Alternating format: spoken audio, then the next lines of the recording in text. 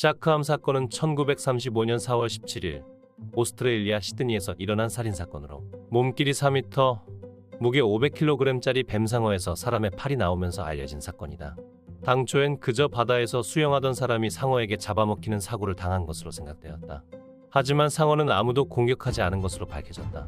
경찰 수사 결과 피해자가 상어에게 잡아먹힌 것이 아니라 사람에게 살해당한 것으로 밝혀져 미스터리로 남게 된 사건이다. 사건의 발단은 1935년 4월 17일 시드니의 쿠지 해변에서 현지 어부 버트 홉슨의 아들과 낚시 중 작은 상어가 잡혔다고 한다. 그러던 중 홉슨의 낚시줄에 걸려있던 작은 상어가 한 마리의 큰 뱀상어에게 잡아먹힌다.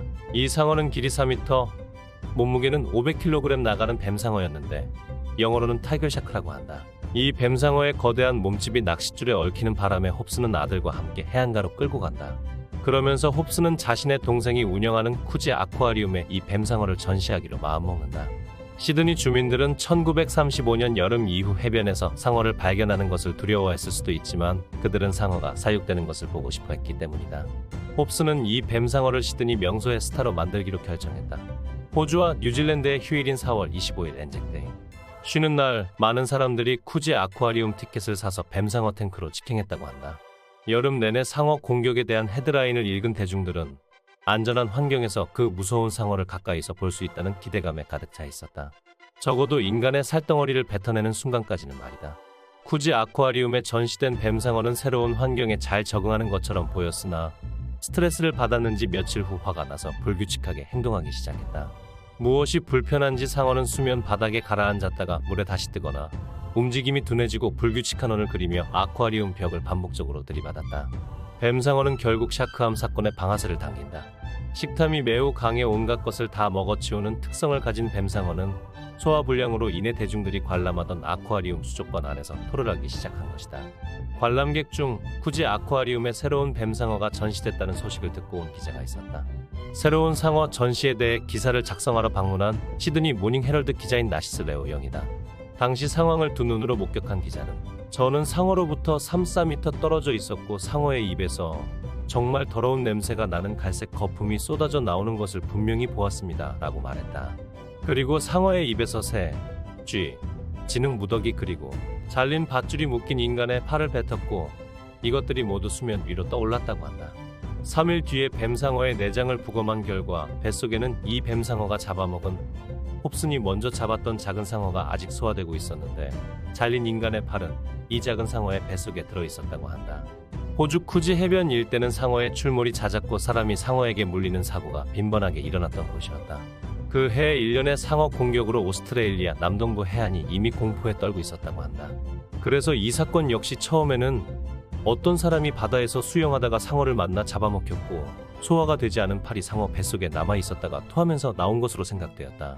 아쿠아리움에 바로 경찰이 출동했고 검시관과 상어 전문가가 팔을 검사했다. 충격적이게도 검사 결과 잘린 팔은 상어의 이빨이 아닌 칼로 절단된 것으로 밝혀졌다.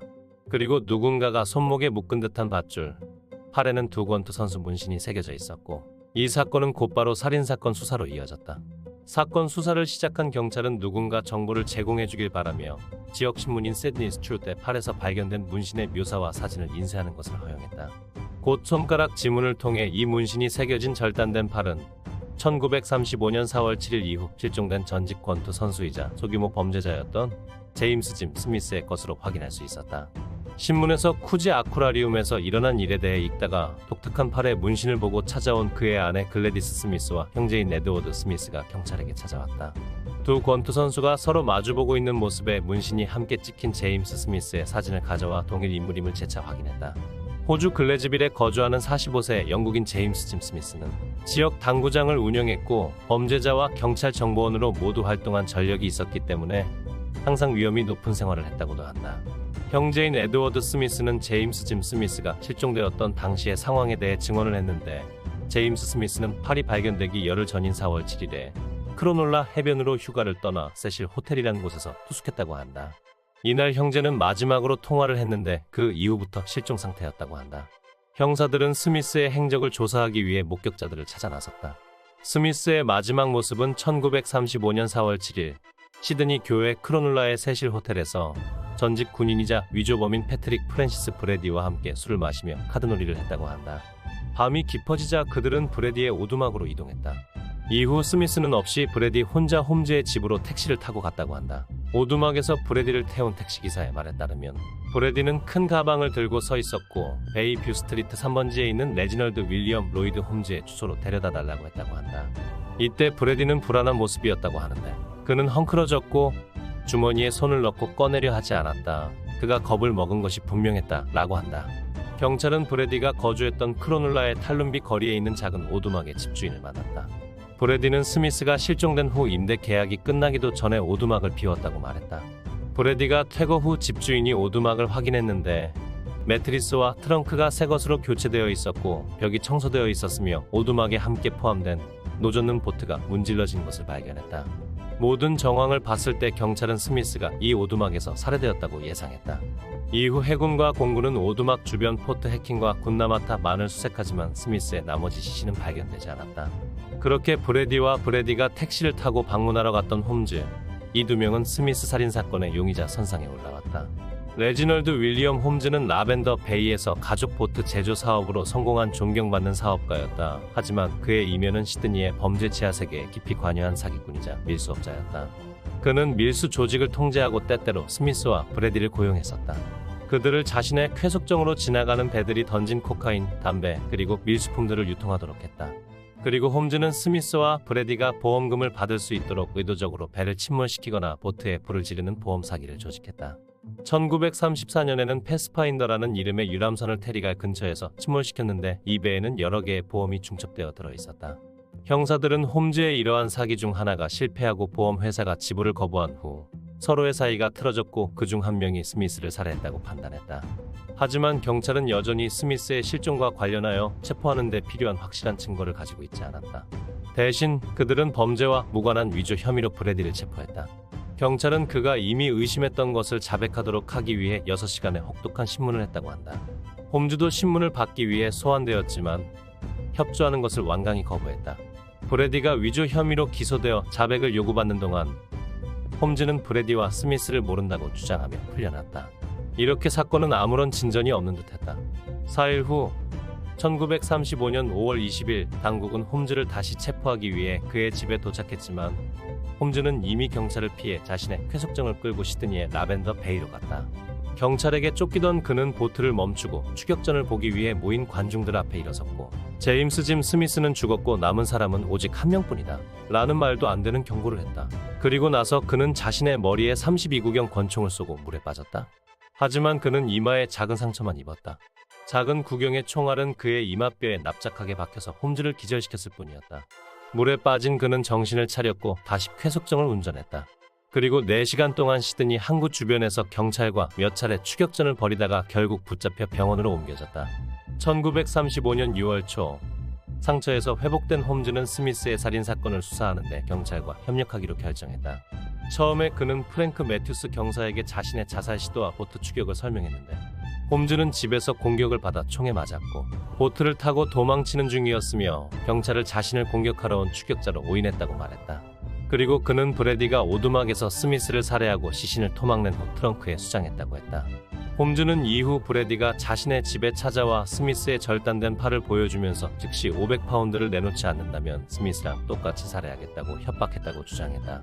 그리고 브래디가 자신의 집을 떠나면서 스미스의 절단된 팔을 두고 갔다고 한다.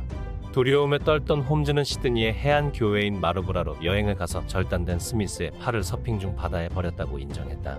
법정에서 증거 제시를 하기로 하고 풀려난 홈즈는 1935년 6월 11일 갑자기 계좌에서 500파운드를 인출했다. 그리고 저녁 늦게 아내에게 누군가를 만나야 한다고 말하며 집을 나섰다. 홈즈의 아내는 그를 자동차까지 배웅해줬는데 그는 집을 떠날 때 매우 조심스러웠다고 한다. 다음 날인 1935년 6월 12일 에드워드 오람이 이끄는 시 검시관 법정에서 증거 제시를 하기로 한 홈즈는 도스포인트의 헥슨 로드 위 자동차 안에서 가슴에 총상을 입고 숨진 채 발견됐다. 그는 근거리에서 3발의 총을 맞은 것으로 밝혀졌는데 범행 현장은 홈즈가 자살한 것으로 위장되어 있었다. 법의학 경찰은 그가 살해된 것에 의심의 여지가 없었다. 그는 상당한 생명보험에 가입한 후였다고 한다. 그리고 자살을 피하기 위해 킬러들을 고용했을 것으로 예측한다. 만약 그가 자살로 죽었더라면 보험은 무효화되었을 것이기 때문이다. 그래서 그는 사기꾼의 기술을 사용하여 그의 가족을 위해 마지막 일을 해냈다고 볼 수 있었다. 홈즈는 34,000파운드 이상의 가치가 있는 부동산을 남기며 1935년 6월 13일 노던 교회 화장장에서 화장되었다. 이렇게 결국 홈즈가 죽으면서 브래디에 대한 소송은 무산되었다. 브래디의 변호사인 클리브 에바트는 검시관에게 조사를 시작하기에 충분한 물질적 증거 없다고 주장했다. 에바트는 팔이 몸을 구성하는 것은 아니다 라고 주장했고, 스미스는 팔 없이도 여전히 어딘가에 살아있을 수 있다 라고 주장했다. 이 사건에 대해 결정적인 증언을 해줄 증인인 홈즈가 살해되어 결국 재판을 진행할 수 없었고, 유력한 용의자였던 패트릭 브래디는 증거 불충분을 이유로 무죄 방면된다. 사건에 대해 결정적인 증언을 해줄 홈즈가 하필 재판이 열리는 당일에 갑자기 살해당하는 사건이 벌어지자 사람들은 이 사건에 거대한 흑막이 있을 것이라고 생각했다. 진실이 드러날 것을 염려한 누군가가 레지널드 홈즈를 죽여 입막음을 한 것이라고 추측했다. 증인의 석연찮은 죽음으로 인해서 사건은 미궁 속으로 빠져버렸고, 이 사건은 호주 최고의 미제 사건으로 남게되었다. 그 후 30년 동안 브래디는 자신이 스미스의 살인과 결코 관련이 없다고 단호하게 주장했다. 그는 1965년 4월 18일 76세의 나이로 시드니의 콩코드 송환 종합병원에서 사망했다. 1935년 당시 검시관이었던 에드워드 오람은 샤크함 사건에 대해 미스테리한 심정으로 이런 말을 남겼다고 한다. 이 드넓은 바다에서 하필 이 한 마리의 상어가 아쿠아리움에 옮겨진 것은 100만 분의 1의 확률이다.